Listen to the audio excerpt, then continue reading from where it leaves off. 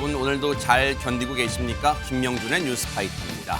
백설공주가 왜 기절한지 아십니까? 사과 하나를 집었는데 5,000원이 넘어서요. 대박 사건. 거의 비트코인 수준으로 사과값이 오르고 있다는데 이제 굴비 대신에 사과를 천장에 매달아 놓고 아침마다 그냥 바라봐야겠습니다. 아침 사과가 금사과니까요. 사과 하나라도 손이 떨리는 시대, 그 떨리는 손으로 찍는 투표 도장 총선에 어떤 변수가 될지도 궁금합니다. 3월 8일 금요일 김명준의 뉴스파이터 본격적으로 시작해 보도록 하겠습니다.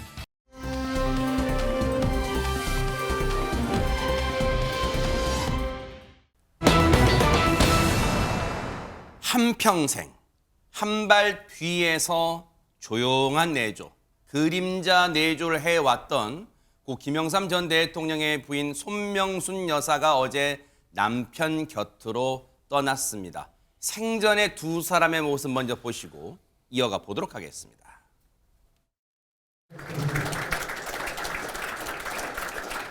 인생을 돌이켜보면서 제 스스로 잘했다고 생각되는 것이 두 가지 있습니다. 손명순 여사를 제 아내로 맞이한 일입니다.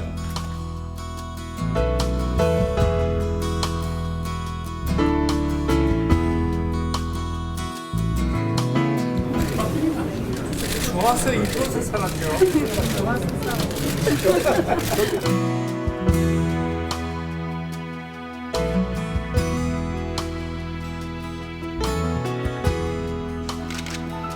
저 각하 뽀뽀 한번 하세요.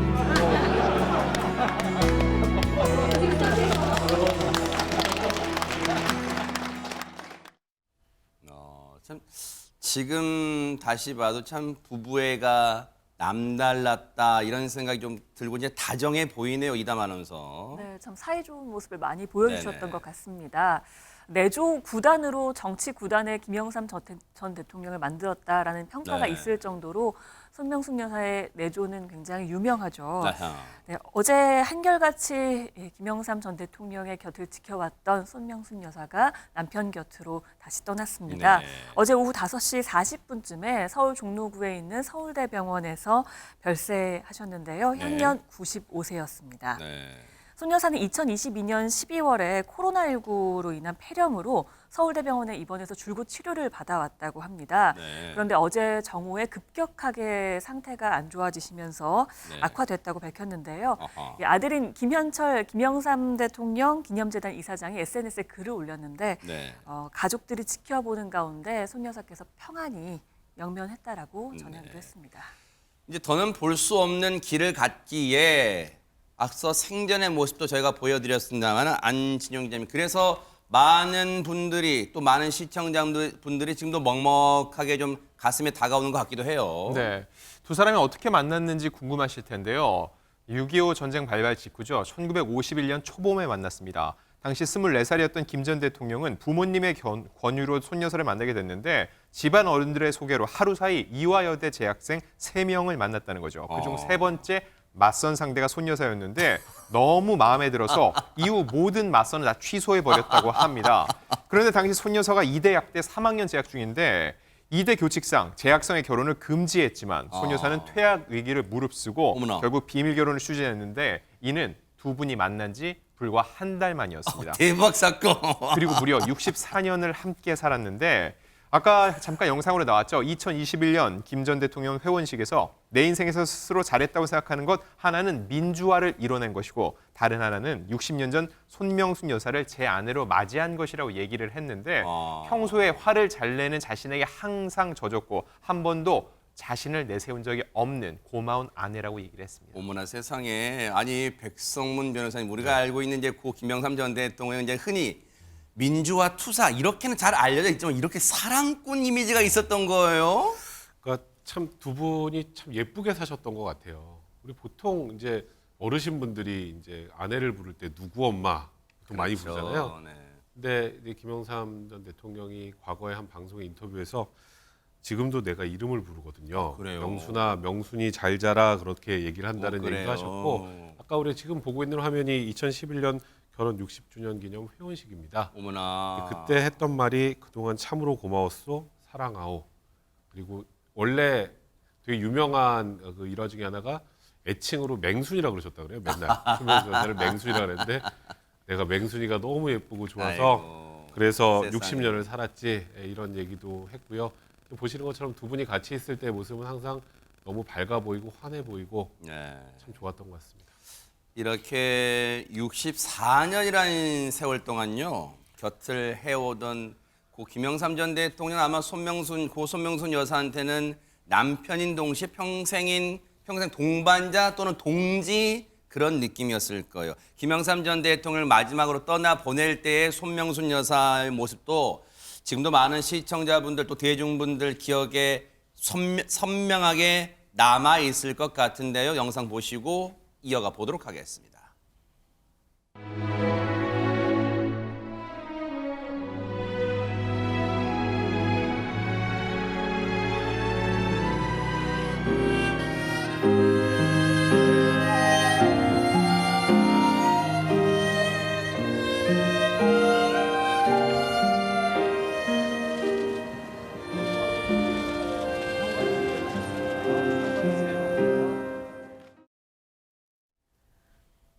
사실 장윤미 변호사님 물론 평생 사랑했던 남편을 떠나보낸 순간이었지만 보세요. 저 영상에서 당시 손명순 여사는 눈물 한 방울 흘리지 않았지만 저 장면 보던 분들이 너무 가슴이 이제 절절했어요. 그렇죠. 사실 눈물을 흘리지 않아도 속으로 얼마나 큰 눈물을 흘리고 계실지 좀 헤아려지는 장면이었던 것 그랬죠. 같은데요.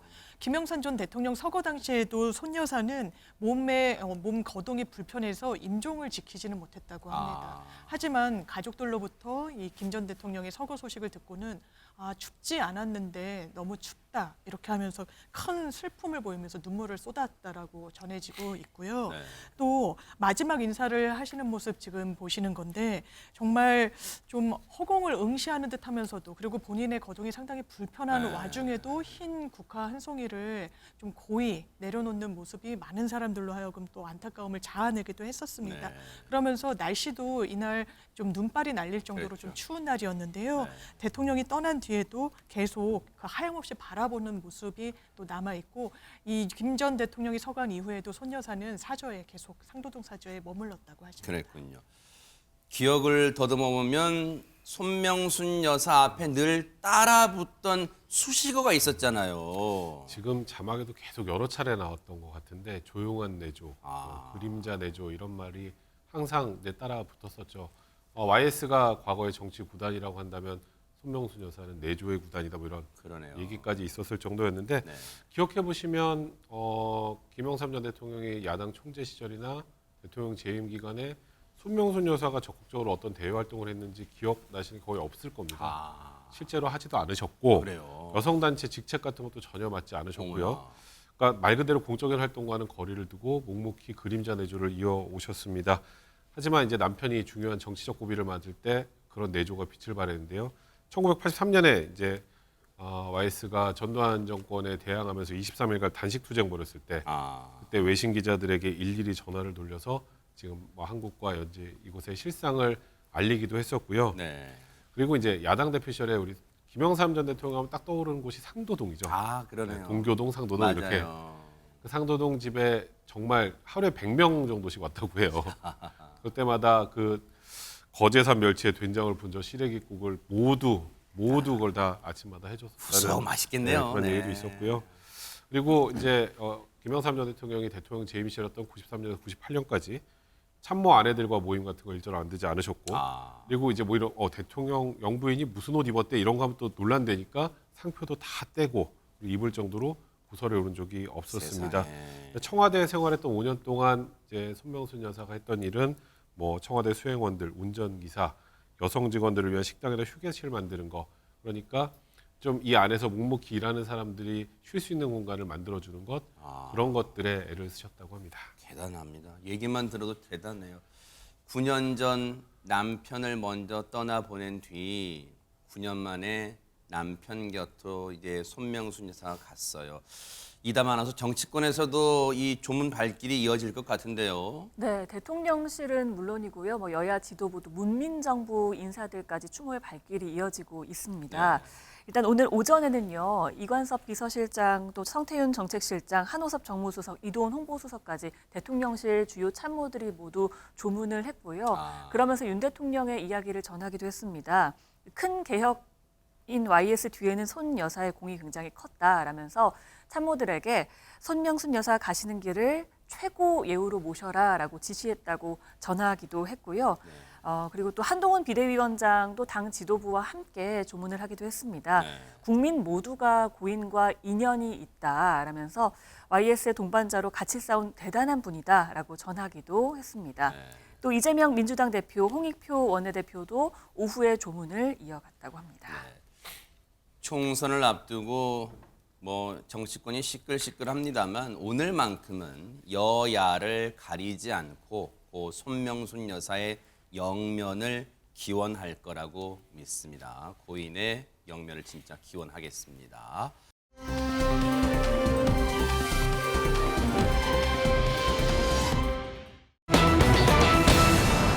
총선 표현 나온 김에 총선 얘기 안 해볼 수 없겠죠. 지금 총선이 이제 한 33일 남았어요.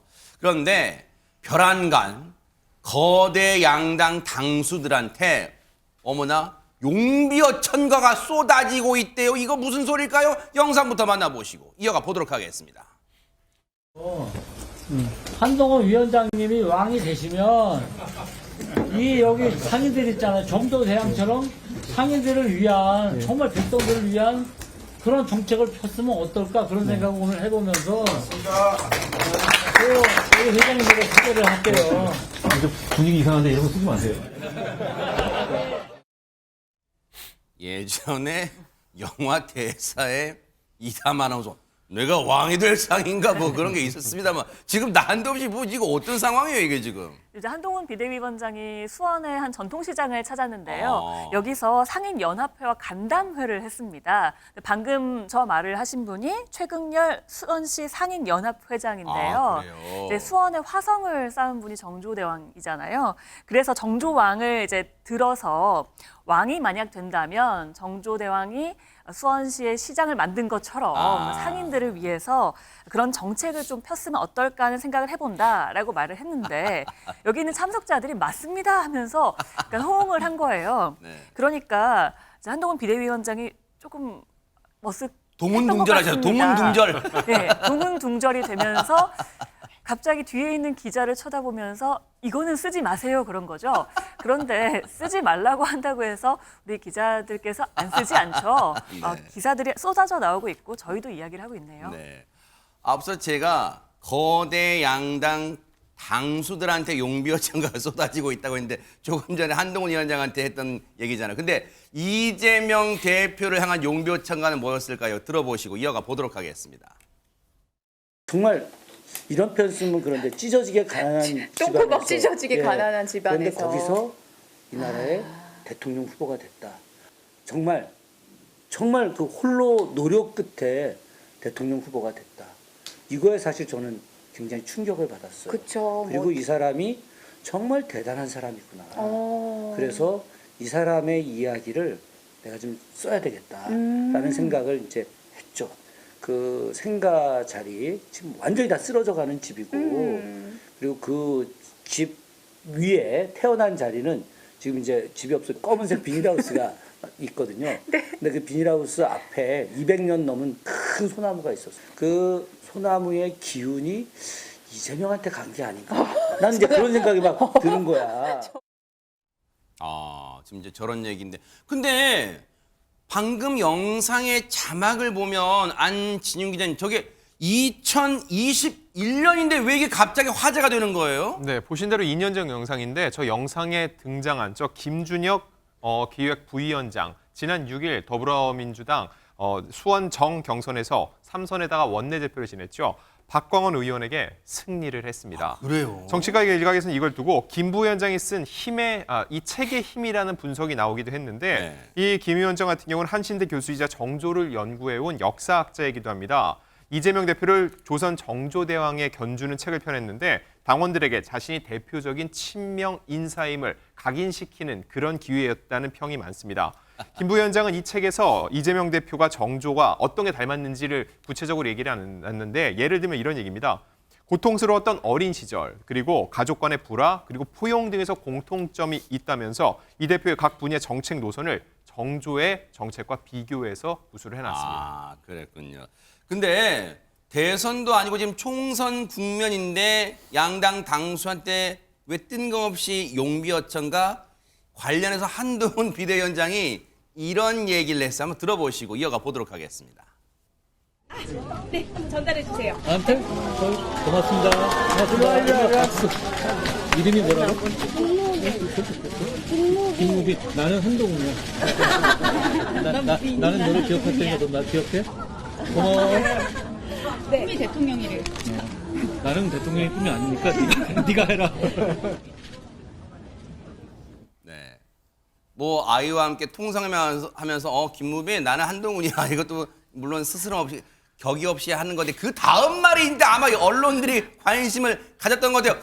대통령이 꿈이 아니래요. 나는 대통령 꿈이 아니니까 네가 해라 무빈아 이랬어요. 그러니까요. 그래서 그 뒤에 발언이 엄청 화제가 되기도 했는데요. 사실 이 자리에서 그렇다면 한동훈 비대위원장이 어머 너 꿈이 대통령이니 나랑 꿈이 같구나 이렇게 얘기하면 또 엄청 정치적으로 논란이 될 수 있으니까 이 자리에서는 나는 당장 꿈이 대통령이 아니란다. 네가 해라 이렇게 덕담을 건넨 것으로 보이는데요.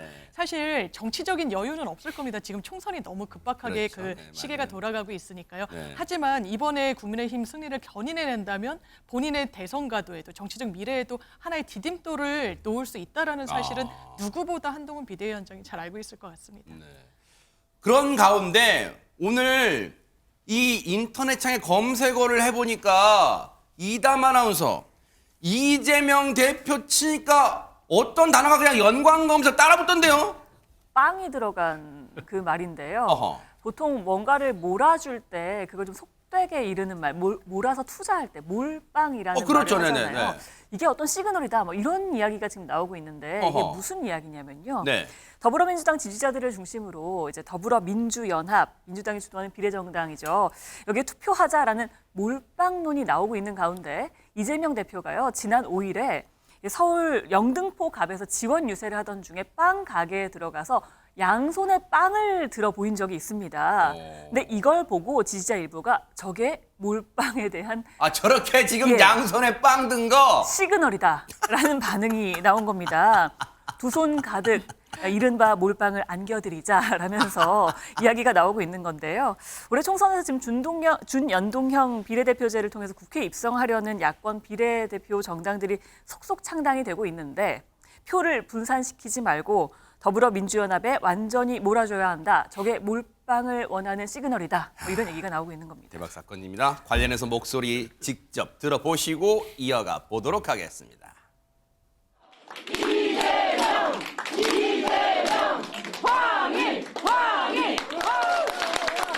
여러분, 이번 총선 승리를 통해 황희의 전세를 넘어 이재명의 시대로!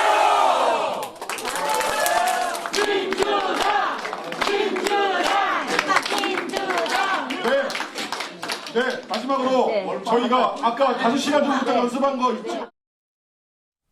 그런데 백성문 변호사님, 빵집에 갔으면 빵을 당연히 양손에 들지 이게 저글링을 하지는 않을 거 아닌데요. 어쨌든 네.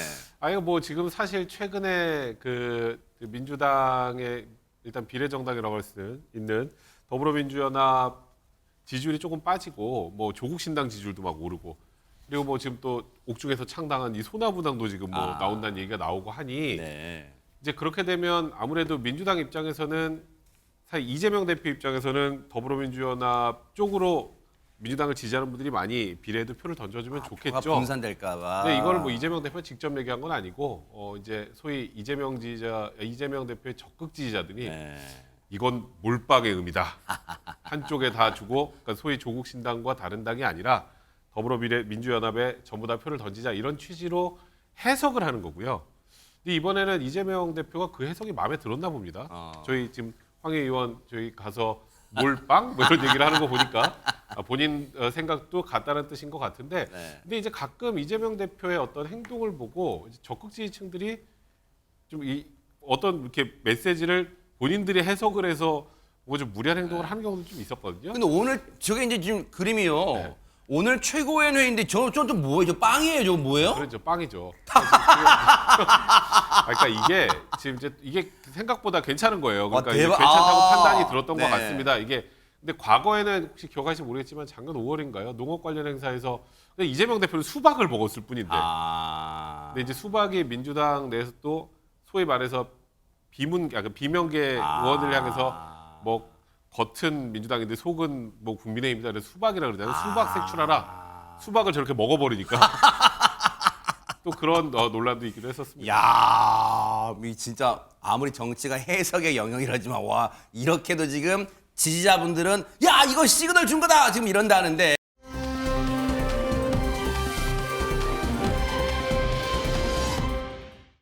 자, 이런 가운데 두 대표는 오늘 어떤 행보를 이어갔을까요? 보시고 이어가 보도록 하겠습니다.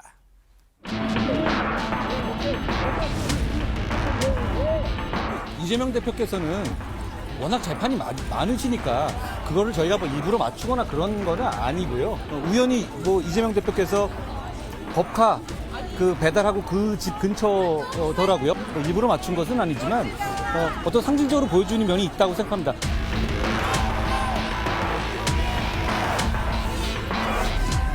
자기 밥값 자기가 냈는데 제3자들이 제3자의 밥값을 냈는지 알지도 못하는 제 아내는 7만 몇천원 밥값 대신 냈다는 이상한 혐의로 재판에 끌려다니고 저 역시 이렇게 아무런 증거 없이 재판받고 있습니다. 이번에 입법권까지 만약에 그들에게 넘어간다면 나라가 어떻게 될 건지 우리 국민들께서 꼭 기억해 주시기를 부탁드립니다. 심판해야 바뀝니다. 자, 두 양당 당수의 이 행보였는데 글쎄요. 공교롭다고 해야 될까요? 장유민 변호사님. 이재명 대표는 재판 관련 출석을 한 날인데 앞서 잠깐 보셨죠? 한동훈 위원장이 오늘 성남을 방문해서 이게 우연인가요? 혹시 뭐 있나요? 저는 우연은 아니라고 생각합니다. 이게 정말 시분을 쪼개서 정치 일정을 가져가는 건데요. 전국을 누비는 거고. 그런데 오늘은 이재명 대표가 재판을 위해서 법정에 출두하는 날이었습니다. 그러면 그 화면이 뉴스에 대대적으로 보도가 될 것이고 거기에 대비되는 한동훈 장관의 발걸음은 어디를 향했는가? 바로 이재명 대표가 성남시장, 왜냐하면 정치적인 태동지라고 할 수 있기 때문에요. 굉장히 상징적인 곳을 가서 대비되는 화면을 좀 영상을 만들어낸 측면이 분명히 있다라고 생각하고요. 이곳에서 냈던 메시지도 대단히 우리는 부패하지 않았다라고 하면서 선명하게 좀 대립각을 세우는 것으로 봐서는 좀 준비했던 일정과 동선이 아니었나 싶습니다. 이재명 대표가 법정에 들어가기 직전에 기자들 앞에서 했던 발언 들으셨잖아요. 그거 어떻게 해석을 해야 될까요? 뭐 이재명 대표는 지금까지 단 한 번도 빼지 않고 거의 동일하게 늘 억울하다는 말만 강조를 해왔었죠. 뭐 억울하게 기소를 됐다, 증거가 하나도 없는 상황에서 지금 재판을 받고 있고 억울하다 이런 표현만 쓰시는데, 물론 아직 뭐 판결 선고 같은 게 나지 않았으니까 저도 뭐 죄가 있다 이렇게 뭐 단호해서 말씀드리지 않겠습니다만 굉장히 많은 의혹이 있었고 해명되지 않은 것들이 많습니다. 조금 전에 말씀하셨던 것처럼 김혜경 씨의 그 소위 말하는 법카, 밥값 논란도 자기 밥값 자기가 냈는데 제3자들이 제3자의 밥값을 냈는지 알지도 못하는 채 재판을 받는다. 근데 김혜경 씨가 직접 결제한 적이 없잖아요. 그러면 가만 먹고 그냥 나가면 누군가가 계산 항상 해줍니까? 그러니까 해명이 안 되는 게 굉장히 많습니다. 물론 이번에 공직선거법 위반 문제로만 기소가 됐고 소위 지금 계속 논란이 되고 있는 뭐 소고기, 무슨 뭐 초밥, 그다음에 뭐 샴푸, 무슨 과일, 뭐 이와 관련된 법카 사용 내용도 일단은 집에 와서 그 모든 것들이 집으로 배달되거나 공간으로 배달된 게 맞는데 두 분이 결제를 하진 않으셨잖아요. 근데 그걸 계속 다 몰랐다고만 하는 게 국민들로부터 과연 신뢰를 받을 수 있는가? 그러니까 해명이 명확하게 되지 않은 게 더 큰 문제가 아닌가 싶습니다.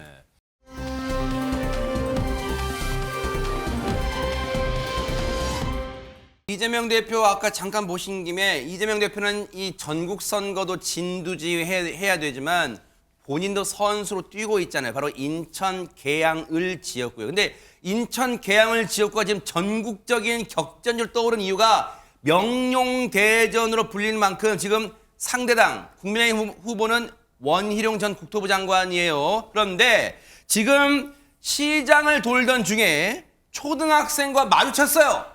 유권자가 아니니까 그냥 무시했을까요? 어떤 모습일지 보시고 이어가 보도록 하겠습니다.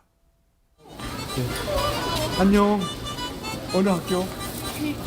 길주 초등학교. 이천수 선수. 그럼요. 우리 백만수 학생회장도 만났는데 어린이회장도. 자 사진. 자 사진 찍으려면 같이. 딱 맛있죠. 하나, 둘, 셋. 오케이. 공부 열심히 하고. 보내줘. 공부 열심히 하고 부모님하고 운동도 잘하고.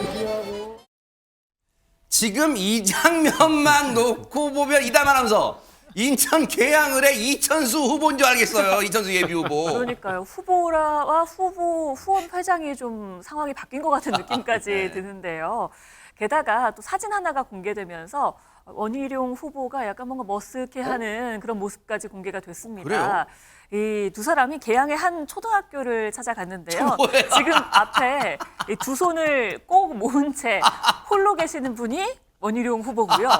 이 초등학생들에게 둘러싸여서 대박 사건. 사인을 열심히 하고 있는 사람이 이천수 씨입니다. 와. 사실 이천수 씨는 2002년 4강 신화의 주역이기 때문에 나이가 좀 있는 사람들 사이에서는 워낙 머스타지만 초등학생들이 대체 어떻게 알까 싶었거든요. 네. 초등학생들이 태어났을 때 현역이었기 때문에 어떻게 아나 했는데 방송 출연이라든지 그러네요. 유튜브를 운영하고 있는데 또 이게 인기가 많다고 합니다. 네. 그래서 후보보다 후보의 후원 회장이 초등학생들에게 좀 더 인기가 많은 모습이 포착이 됐습니다. 야, 때로는 영상보다 확실히 사진 한 장이 주는 묘미가 있는데 진짜 두 손 가지런히 모으고 교문 밖에서 기다리고 있는데 혹시 백성원 변호사님 인기가 밀렸다고 이천수 후보한테 막 이천수 후원 회장한테 막 마음 상하고 그런 거 아니겠죠? 저도 지금 후보라고 나오네요. 자꾸 후보라고 나오네요. 자꾸. 네. 저거 보면 정말 이천수 후보 같다는 생각 저도 좀 드는데 저게 기분 나쁠 게 아니고요.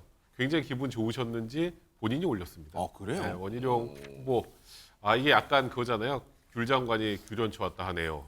근데 뭐 별명이 국토부 장관 시절에 과거 이제 제주도지사여서 이제 귤 장관이라고 표현을 쓰는데, 그러니까 저런 모습만으로도 굉장히 본인은 흐뭇한 것 같아요. 그러니까 이천수 후원 회장이 거의 초통령 수준이니까 보시면 뭐 아이들한테 완전히 둘러싸여 있잖아요. 진짜, 네. 근데 아이들에게 둘러싸여 있으면 아무래도 부모님들에게도 영향이 가겠죠. 그런 면에서는 그러니까 이천수 후원 회장이 원희룡 후보를 옆에서 이렇게 지원을 하는 것 자체가 원희룡 후보에게는 굉장히 큰 힘이다. 단적으로 좀 보여주는 사실 아닐까 싶습니다. 자, 여기까지는 원희룡 후보 입장, 원희룡 예비 후보 입장에서도 일단은 좋은 흐뭇한 상황인데 뭔가 기분이 썩 좋지 못한 상황을 전했다면서요, 안진용 기자님. 네, 원희룡 후보는 오늘 SNS를 통해서 이천수 후원 회장이 협박과 폭행을 당했다고 소식을 전했습니다. 그 내용을 자세히 살펴보면 어제 계양역에서 한 남성이 이천수 후원 회장의 손을 잡은 채로 이렇게 허벅지를 무릎으로 가격을 했다는 겁니다.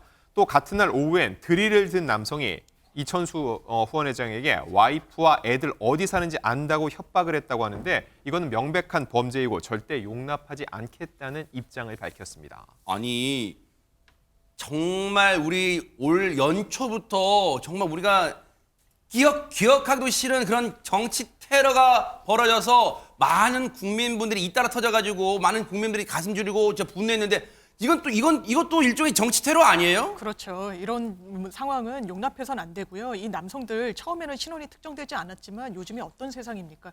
곳곳에 CCTV가 다 있습니다. 경찰이 바로 CCTV 확보해서 분석에 들어갔고요. 이 가해 행위를 한 남성 2명을 특정했습니다. 잡아봤더니 60대와 70대 2명의 남성이었는데요. 경찰은 일단 이 두 남성에 대해서 공직선거법상 선거자유 방해 혐의로 불구속 입건 조치를 완료했고요. 네. 경찰은 조만간 이 두 남성을 소환해서 정확한 사건 경위 조사할 예정입니다. 저런 진짜 몹쓸 인간들은 법에 따끔한 처벌 받아야 돼요. 법이 살아있다는 걸 보여줘야 되고 이천수 후원 회장 나온 김에요.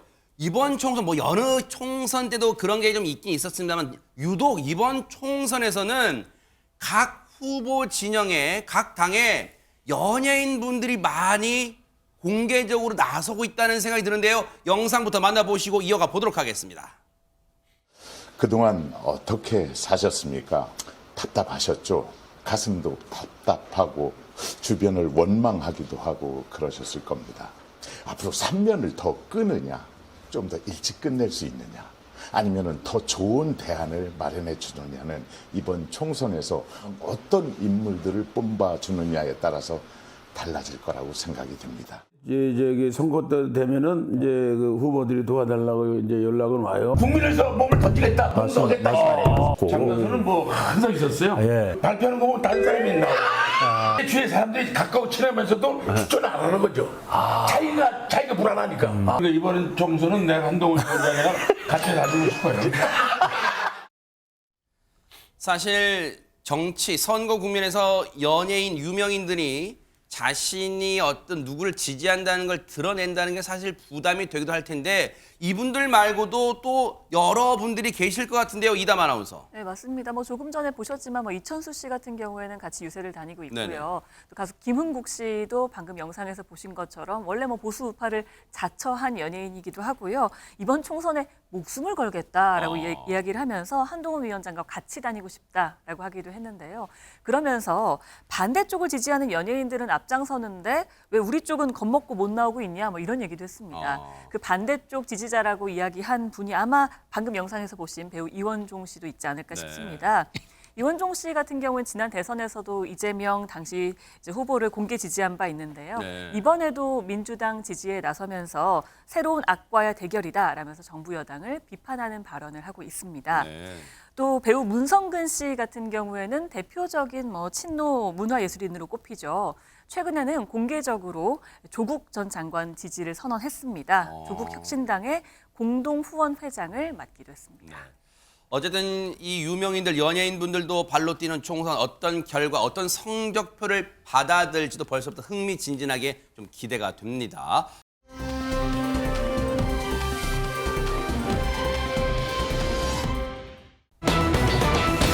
자, 브리브 바꿔볼게요.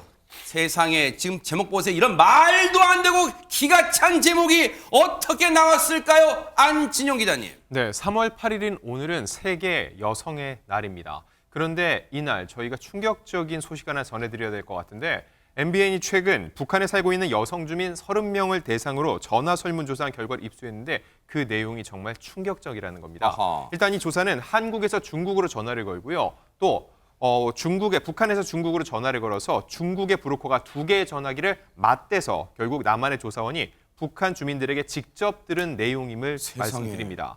그 내용에 따르면 북한의 직장에서는 고질적인 성상남 문화가 있다는 증언이 나온 건데 뭐라고요? 승진을 빌미로 혹은 아무런 이유 없이 사실상 성폭행이라 할 수 있는 성관계를 요구하고 있다는 충격적인 주장이었습니다. 이거 듣고도 장윤미 변호사님, 아마 시청자분 듣고도 이게 지금 2024년에 있을 수 있는 일이야? 기가 막히실 것 같은데요. 그렇죠. 더 구체적으로 한 발 들어가 보면 더 놀라실 텐데요. 직장이나 군대에서 진급을 하기 위해서 또 승진을 하기 위해서는 간부들과 성관계를 해야만 한다라는 증언도 나왔습니다.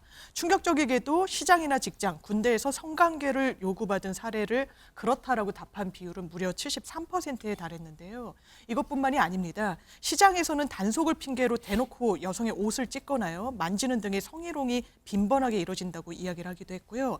이 행위 자체도 사실 범죄이고 문제인데 더 문제인 건 그 상황이 어떤 상황인지입니다. 왜냐하면 북한에서는 여성들이 이런 근로활동을 할 때 가정경제를 책임지기 때문에 아이를 봐줄 사람이 없어서 아이를 공사장이나 시장에 데리고 나오는 경우가 상당히 많다라고 해요. 그래서 이런 상황을 정말 어린아이들도 목격하고 있다는 데 더 큰 문제가 있고요. 실제로 설문조사 결과를 살펴보면 이런 일들도 나왔습니다.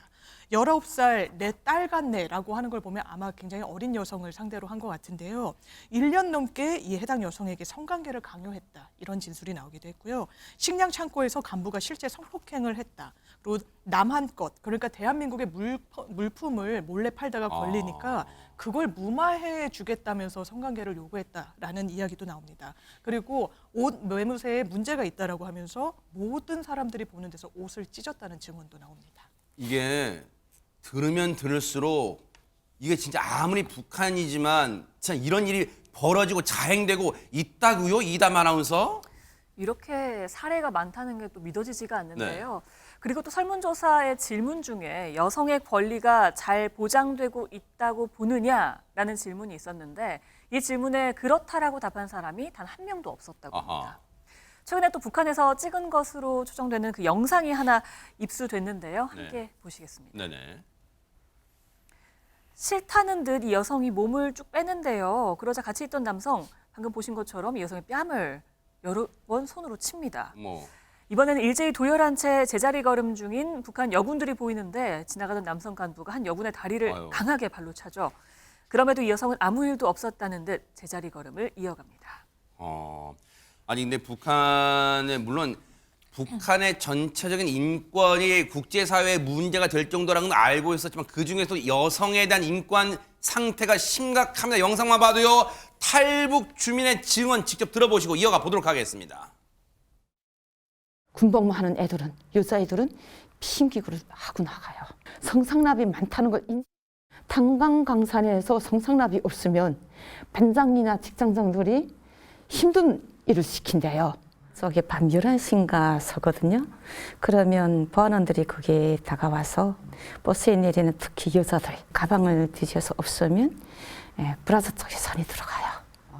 근데 이걸 말 못하는 거예요. 일 끝내고 길 가다가 갑자기 남자가 튀어나온 거예요. 한 명이 잡혔어요. 그냥 엎어뜨려 놓고 성폭행을 했나 봐요. 걔만 그런 정신병이 걸려가지고. 충격입니다. 진짜 충격이라는 말밖에 안 나오는데 이게 범죄잖아요. 이게 분명한 범죄인데 아무리 북한이자지만 이거 피해를 당한 여성분들이 신고 못하는 거예요. 네, 정말 북한 여성 인권은 참담한 수준이네요. 그러니까 북한도 우리의 경찰의 역할을 하는 보안원이 있습니다. 보안원한테 신고는 할 수 있죠. 근데 문제는 이 보안원도 그러고 다니는데 신고해봐야 뭐 하겠습니까? 세상에. 보안원도 성폭행을 저지르고 성범죄를 저지르고 다니기 때문에 신고에 아무 의미가 없다고 합니다. 그러니까 일단 이제 대한민국에서는 어떤 것이 성범죄고 여성 인권에 대해서 어떻게 보호해야 되는지가 어느 정도 좀 정리가 다 돼 있잖아요. 북한은 그 개념 자체도 정리가 잘 안 돼 있다고 합니다. 예를 들어 보면 뭐 성희롱, 성희롱이 뭔지 다 알잖아요. 북한에서는 성희롱이라는 말 자체가 없습니다. 그 정도는 그냥 용인이 된다라는 소린 거죠. 뭐 사실상 성범죄 처벌 규정이 있습니다만 그 처벌도 굉장히 미약하고, 그러니까 예를 들어서 뭐 수차례 성폭행을 저지르고 뭐 또 다른 끔찍한 범행을 저지르고 여러 가지 범행을 다 저지른 정도가 되지 않는 이상은 제대로 된 처벌도 이루어지지 않는다고 하니까 정말 심각한 상황인 것 같습니다. 인권 사각지대란 표현보다 더 지금 엄혹한 상황 같은데 처벌 규정, 이 성폭행 관련 처벌 규정이 있다는 건데 과연 처벌받는 사람은 그럼 대체 몇이나 될까요? 전문가에게 좀 들어보시고 이어가 보도록 하겠습니다. 이제 국가기관에서 그러니까 뭐 교화소라든지 뭐 감옥이라든지 혹은 이제 경찰 이런 사람들이 처벌받은 경우가 있냐라고 물어봤는데 그때가 단 한 건도 없었습니다. 여성들의 인권을 보장해야 될 그런 국가 시설에 있는 사람들이 오히려 자신의 권리를 악용을 해서 이렇게 유린당하고 있다라고 하는 그런 지점들을 우리가 좀 확실히 알아야 되지 않을까라는 생각이 듭니다. 흔히 북한의 김정은 관련 기사가 나올 때 왜 저런 행동하냐 하면 그 배경으로 국제사회에 북한이 정상 국가인 것처럼 보이려고 한다고 뭐 그런 해석이 나오잖아요. 저런 짓이 뻔히 자행되고 있는 걸 아무 제약도 없이 막지도 못한 그 정상 국가예요? 저게 나랍니까? 정말로 어처구니가 없는 국제사회 외톨이 국가를 우리가 보고 있다 이런 생각을 해봅니다.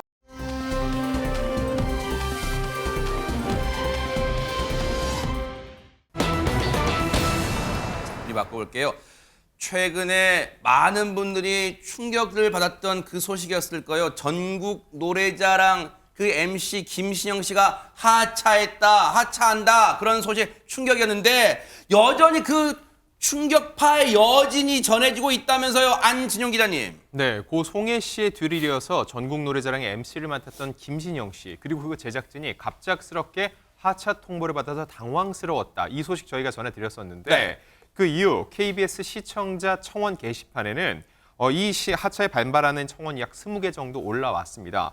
전국 노래자랑 진행자 김신영 파이팅이라는 제목의 이 청원에는 1,024명의 동의 표시가 올라오기도 했는데 그 내용을 보면은 김신영이 전국 노래자랑을 더 활기차고 웃음 가득하게 만들고 있었는데 갑자기 교체해야 할 이유가 어디 있냐? KBS가 국민의 방송이라면 이렇게 진행자를 막무가내로 바꿀 수 있느냐라는 항의 내용이 그리고 담겨 있었고요. 그래서 결국 그 교체 이유가 무엇인지 얘기해달라고 요구를 하고 있는 겁니다. 그 외에도 전국 노래자랑은 시민의 방송이다. 제발 지켜달라는 요청도 있었거든요. 이런 식의 항의글은 시청자 게시판에도 계속적으로 이어지고 있는 상황입니다. 그렇군요.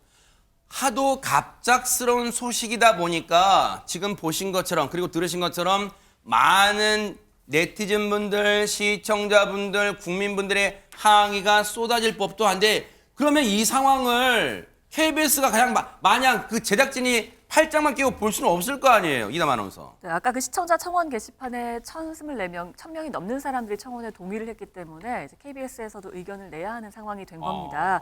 그래서 KBS가 어제 청원글에 답변을 달았습니다. 그래요? 그러면서 교체 결정을 내린 이유에 대해서 두 가지로 크게 설명을 했는데요. 첫 번째는 이제 시청자들의 불만, 그리고 두 번째는 시청률 하락이었습니다. KBS는요, MC 교체를 원하는 상당수의 시청자 의견이 있었다라고 밝혔습니다. 2022년 10월부터 2024년 3월까지 이 KBS 시청자 상담실로 접수된 김신영 씨 관련한 시청자 의견 가운데 불만 건이 600건을 넘었다. 그 칭찬건에 비해서 상당히 많았다라고 표현을 하기도 했고요. 시청률 하락에 대해서는 코로나 팬데믹 이전에 송혜 선생님이 전국 노래자랑을 진행했던 1년 동안의 시청률이 9.4%, 평균 시청률이 수도권 기준으로 9.4%였는데 김신영 씨가 맡았던 1년 5개월간의 평균 시청률이 4.9%였다라고 이야기하기도 했습니다. 그러면서 하차하는 김신영 씨에 대해서는 일요일에 막내딸로 그동안 귀엽고 통통 튀는 매력을 발산하면서 프로그램에 활기를 불어넣으면서 헌신하고 또 최선을 다해줬다라고 평하면서요. MC 교체 과정에서 제작진이 김신영 씨와 많은 대화를 나눴고 또 김신영 씨 같은 경우에도 이런 상황을 이해하고 응원한다라고 그런 뜻을 밝혔다라고 전하기도 했습니다. KBS 측에서는 지금 보신 거 이거 잠깐 놔둬보세요. 김신영 씨 이제 이 하차 관련해서 KBS의 입장, 이 앞장도 잠깐 보이세요. 자, 앞에 부분에는 그동안 역할을 해왔다. 1년 5개월 동안 일요일에 막내딸로 귀엽고 뭐 이렇게 역할을 했다. 그런데 지금 이거 보세요. 이게 중요합니다. 진행자 교체 과정에서 제작진이 김신영 씨와 많은 대화를 했고 김신영 씨도 이런 상황을 이해했다. 장윤미 변호사님, 김신영 씨가 이런 상황을 이해했고 응원한다고 뜻을 밝혔다는데 실제로 지금 김신영 씨의 상태가 그렇습니까? 근데 김신영 씨 소속사 측은 좀 다른 이야기를 합니다. 많은 대화를 나누고 좀 원만하게 마무리가 된 것 같은 게 제작진 측의 입장이긴 한데요. 소속사 측은 갑자기 하차 통보를 받았다라는 입장 계속 내놓고 있거든요. 그래서 약간 진실공방처럼 좀 비춰지는 측면도 있고요. 현재 김신영 씨는 본인이 상당히 오랫동안 진행을 해왔던 라디오 프로가 있는데요. 지금 복귀를 못하고 있습니다. 사흘째 지금 녹음 방송을 틀고 있다라고 하는데요. 그 이유는 김신영 씨가 지금 목소리가 나오지 않을 정도로 건강이 많이 상해 있기 때문이라는. 라디오 DJ인데 생방송 아니고 지금 녹음 방송 한다고요? 그렇다고 하더라고요. 아니면 스페셜 DJ가 대신 진행을 하고 있기도 한 그런 상황인데요. 일단 김신영 씨 소속사 측은 김신영 씨의 건강 상태와 관련해서는요. 지난 5일 급성 후두염 진단을 받아서 약을 먹고 휴식을 취하고 있는 중이다. 이렇게 밝혔습니다. 하하, 보세요. 지난 4일 날 하차 소식이 있었죠? 그런데 보세요. 5일 날, 지금 소속사 측 얘기로는 5일 날 급성 후두염 진단을 받았다는 거예요. 혹시 이게 우연의 일치일까요? 4일 날 하차 통보, 5일날 갑작스레 급성 후두염 진단이 그래서 약 먹고 휴식 중이어서 정말 수년째 진행하던 라디오 DJ 지금 못하고 있어요. 녹음 방송 대체하거나 다른 분이 스페셜 DJ 하고 있어요. 혹시 이번 전국 노래자랑 MC 교체와 관련이 있을 수 있을까요? 전문가 얘기 들어보시고 이어가 보도록 하겠습니다. 후두염 자체는 사실 스트레스와 아주 큰 관련은 없습니다. 만약에 스트레스 받는 상황에서 굉장히 크게 목소리를 냈다. 그러면 직접적 상관은 있겠지만 스트레스와 큰 상관은 없습니다. 그러나 막상 후두염이 왔을 때 심한 스트레스를 받게 되면은 일반적으로 고통이 더 심해지기 때문에 증상이 더욱 심해질 수는 있습니다. 또 그런 부분도 있는 것 같습니다. 사람들마다 전부 다 아마 물어보게 될 거예요. 어떻게 된 일이냐. 그럼 그거를 대답하는 데 있어서 굉장히 곤욕스러우실 수도 있습니다.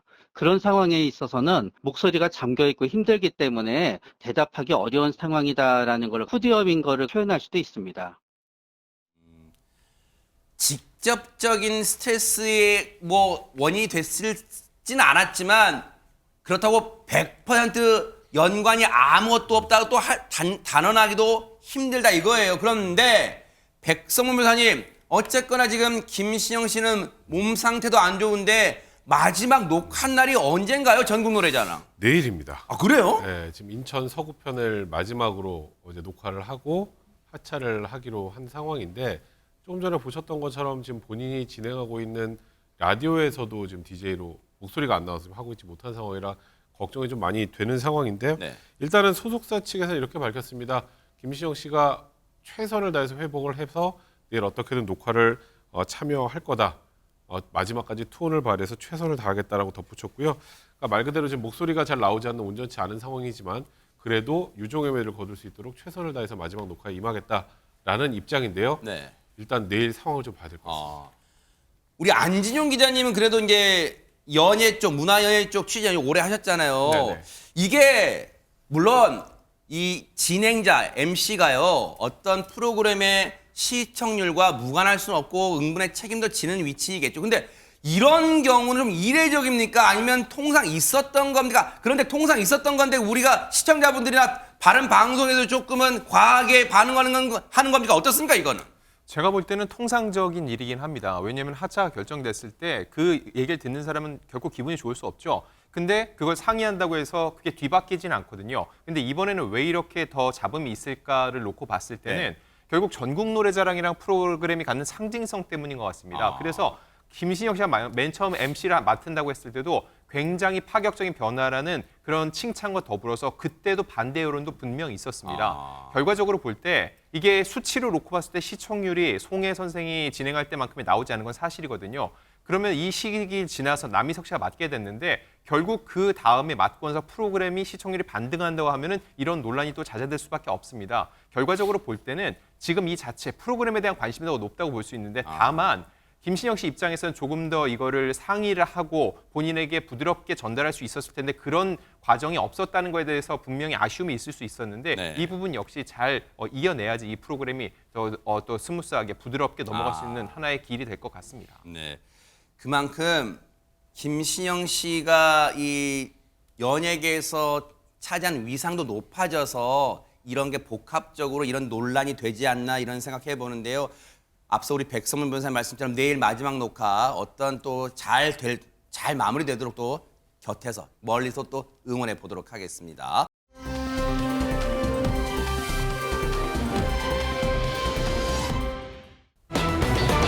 자, 분위 바꿔볼게요. 오은영 박사 뭐 진짜 대단하시죠. 소통 전문가. 그런데 김창옥 씨를 상담을 하려 했다는데 아니 지금 김창옥 교수가 혹시 금쪽이었던가요? 창일 변호사님. 일단 섭외가 들어왔을 때 금쪽이로 섭외를 한 건 아니었다고 어허. 합니다. 워낙에 소통 전문가니까 이제 뭐 문제 행동을 하는 금쪽이로 섭외할 수는 없을 것 같은데 그래도 김창옥 그 전문가가 굉장히 마음이 상했다는 거예요. 2, 3일 동안 정말 왜 나를 섭외했지? 라는 생각이 가시지 않을 정도로 좀 언짢았다고 하고요. 그 당시에는 아니 나를 뭘로 보고 섭외를 한 거야? 라는 생각까지 했었다면서 그 당시 프로그램에 섭외됐던 일화를 한 프로그램에서 소개했습니다.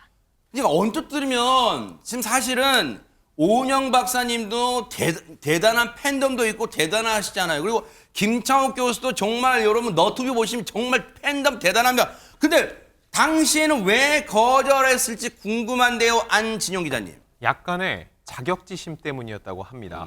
왜냐면은 상담 프로그램 섭외 이후에 한 2, 3일간 기분이 별로였대요. 나를 뭘로 보고 이런 섭외를 했지라는 생각이 들었다는 거죠. 그런데 김창옥 이 강사의 게스트였던 스님과 신부님 역시 같은 방송에 섭외가 됐었는데 스님은 나는 갔다라고 얘기했고 신부님 역시 흔쾌히 나갔다 왔다고 한 반면 김창옥 씨는 그렇지 않았다는 건데요. 네. 제 개인적인 생각을 덧붙이자면 의사들은 병원에 갑니다. 왜냐면은 내가 내과 의사면은 외과라든지 다른 진료는 결국 다른 의사의 또 힘을 빌려야 되거든요. 비유 괜찮은데요? 네, 그렇게 놓고 봤을 땐 김창옥 씨도 본인의 전문 분야가 있는데 아닌 분야가 있을 수 있고 본인 역시 치료가 필요할 수도 있었는데 이런 부분에 있어서는 조금 유연함이 부족한 게 아니었나라는 생각도 듭니다. 그래서일까요? 김창옥 씨가 몇 년 전에 방송에서 이런 얘기를 했어요. 한번 들어보시고 이어가 보도록 하겠습니다. 어떤 중학교애가 엄마하고 왔는데 엄마가 야, 너 강사님 강연 실제로 보니까 어때? 이랬는데 걔가 무슨 내용인지는 잘 모르겠는데 저 사람이 행복해 보이진 않아? 화가 엄청 나는 거예요. 이놈 이거 뭘 한다고 뭐 어른들 세계가 뭐 행복 불행 그렇게 이분법이지 않아. 복잡해. 야, 근데 화가 보통 하루 이틀에 사라져야 되는데 일주일을 가는 거야. 내가 화가 난 게 아니라 들켜서 당황하는 거야. 그럴 수 있죠. 맞아. 그래서 그때 당시에 제가 이럴 수는 있었어요. 저는 여러분이 행복해 지시기를 진심으로 바래요. 일까지는 할 수 있는데 마지막 대사는 못 하겠는 거예요. 여러분 행복하세요. 저처럼. 이렇게 못 하겠는 거예요. 그때 이제 강연이 겉보기엔 되게 잘 되는데 저는 조금 문제가 많았던 것 같아요. 그러니까 뭐, 정신적으로? 네, 정신적으로. 근데 정신과는 못 가겠는 거예요. 소통 강사 정신과 간다. 이게 너무 좀. 맞아. 그럼 저는 제 업에 대해서 치명타가 너무 될 수도 치명타라고 있죠. 생각을. 듣고 보니까 백성 변호사님, 김창옥 교수의 고민점은 좀 명확해지는 것 같아요. 네. 그러니까 저런 고민들 그리고 저게 연장선상으로 오은영 박사님의 프로에 나가면 또 비슷한 얘기를 들을 수 있다는 생각을 하지 않았을까. 그래서 그때 굉장히 불쾌했었다고 했지만 어제 그 예능 프로그램에서 좀 전에 말씀드렸던 성진 스님과 하성윤 스님 우리는 갔다 왔는데 그 얘기를 듣고 본인이 굉장히 스스로 좀 부끄러웠다고 해요. 그러니까 이렇게 얘기를 합니다. 나는 고체고 이분들은 기체나 액체 같다. 그러니까 내가 고체니까 나보다 큰 그릇이 있어야 뭘 담을 수 있고 그게 아니면 내가 담기질 않는데 기체나 액체는 그냥 스며들거나 아무리 작은 구멍으로 다 들어갈 수 있잖아요. 그런 유연함을 가지고 있어야 되는데 내가 그 유연함이 굉장히 부족했다고 생각이 든다. 이런 생각을 하면서 내가 좀 그런 부분들에서 생각을 좀 잘못했다는 걸 느꼈다고 하는데요. 그러니까 또 저는 좀 뭐라 그래야 될까? 굉장히 높게 살 수밖에 없는 게 저런 생각을 다시 우리는 갔다 왔는데라는 그 말 한마디를 가지고 저걸 생각해내고 또 대중들하고 소통하는 모습을 보면서 진정한 소통 전문가시는 것 같다는 생각도 역시 같이 듭니다. 근데 저는 이 기사를 접했을 때 처음에는 김창옥 교수를 이해했었어요. 왜냐하면 안진용 기자님 보세요. 각자 자기 분야에서 네로라 하는 인물이에요. 오은영 박사, 김창옥 교수. 그리고 서로 어떤 공통점이냐. 남의 얘기를 들어주고 시원한 한방, 그 멋진 문구나 감동 주는 말로 막 눈물도 흐르게 하고 감동도 주고 해법도 주고 그런 분들이 양대 산맥까지는 모르겠지만 어쨌든 각자 자기 팬덤이 있어요. 그런데 어느 날 좀 나와주세요. 근데 평소에 알고 있는 그 프로그램은 금쪽이라 해가지고 막 문제 일으키는 뭐 아이들 좀 뭐 필요한 아이들 그 뭔가 관심이 필요한 아이들 상담해주는 프로그램인데 나와달라 했다는 거예요. 나를 어떻게 보고 처음에 불쾌했다는 게 정말 어느 정도 이해되더라고요. 충분히 그럴 수 있죠. 근데 이게 비단 이런 분야뿐만 아니라 제가 하나 예를 들어 드릴게요. 주연 배우가 있는데 그 주연 배우는 항상 주인공만 하려고 합니다. 근데 어느 순간 그 주연 배우가 조연으로 내려와서 나오자마자 그 영화가 빵 터진 적이 있어요. 이건 배우 황정민 씨의 얘기입니다. 그래요? 황정민 씨는 대표적인 천만 배우인데 그분이 곡성이라는 영화에서는 조연으로 내려왔거든요. 영화의 절반밖에 출연을 안 합니다. 그런데 그 작품을 통해서 새로운 황정민을 봤다라는 반응이 막 쏟아져 나오는 거예요. 이게 결국 뭐냐면은 자기가 어떤 위치에 있을 때 보여주는 건 한계에 봉착할 수밖에 없는데 또 다른 영역으로 가면 또 다른 나의 모습을 보여줄 수 있다는 거죠. 김창옥 강사 역시 본인이 얘기를 말하는 화자로서 그 사람들의 얘기를 들을 때 본인이 해줄 수 있는 얘기가 있는 반면 본인이 청자로 갔을 때 해줄 수 있는 얘기가 있는데 아무래도 자존심 때문에 그 부분을 또 받아들이기 쉽지 않았을 텐데 오히려 대중들은 그렇게 자기를 내려놓고 권위를 내려놓는 모습에서 더욱더 큰 즐거움과 또 응원할 수 있는 그런 지점도 있다고 저는 생각이 듭니다. 아무리 생각해봐도 진짜 이런 것 같아요. 지금 이제 뭐 결론 이제 김창옥 교수가 장미 변호사님 자신의 그때 행동을 뉘우친다는 건데 이게 바로 앞서 바로 자신이 진단했지만 내가 스님과 신부님에 비해 참 그릇이 작다 하는데 이걸 다시 뉘우쳤다는 자체가 일단 그릇이 큰 분이구나 생각이 들어요. 저는 더 놀라웠던 게요. 본인의 자기 자신을 직시하는 게 정말 어려운 일이잖아요. 그리고 내가 정말 속 좁다라는 걸 다른 사람 앞에서 이야기하고 고백 형식으로 밝히는 것도 상당히 그러니까요. 어떻게 보면 용기가 필요한 일이거든요. 그러면서 더 놀라운 건 아까도 말씀 주셨지만 그 본인의 부끄럽고 후회가 되는 단면으로 또 소통을 하면서 하나의 소통의 계기를 만들어낸다는 거. 아, 이게 정말 진정한 소통 전문가 아니겠느냐라는 생각이 들어서 이 에피소드가 그냥 일반 에피소드가 아니라 진정한 소통 전문가임을 보여주는 상황인 것 같습니다. 그러네요. 교만함을 버리고 낮은 자세로 살아가는 게 뭔지를 김창옥 교수가 그대로 보여준 것 같습니다.